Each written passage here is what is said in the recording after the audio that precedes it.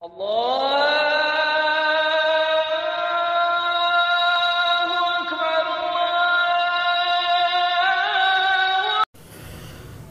علیکم ورحمۃ اللہ تعالی وبرکاتہ۔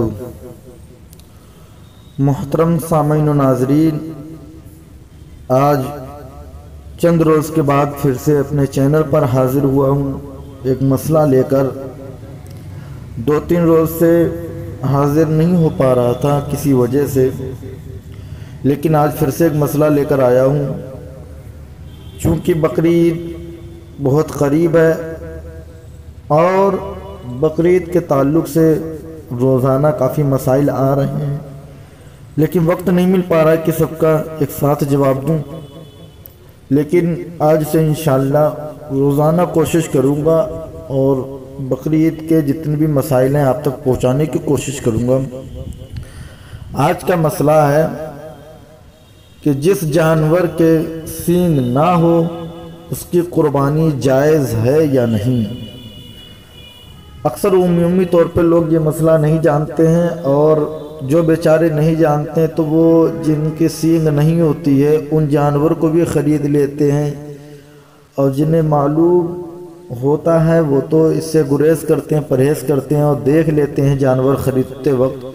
تو آئیے اس کا جواب سماعت کر لیں۔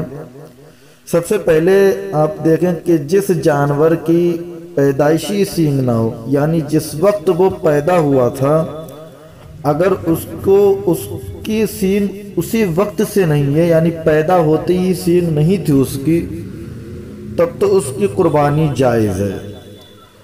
اور اگر سینگ تھی، اگر اس کے سینگ تھے مگر ٹوٹ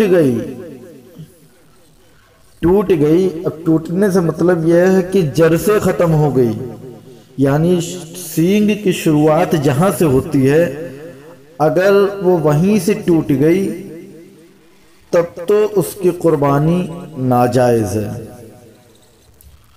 اور اگر جڑ سے نہیں ٹوٹی ہے سینگ، اور سینگ جو ہے پوری سینگ نہیں ٹوٹی ہے، تھوڑا آدھی سینگ ٹوٹی ہوئی ہے، تو قربانی جائز ہے۔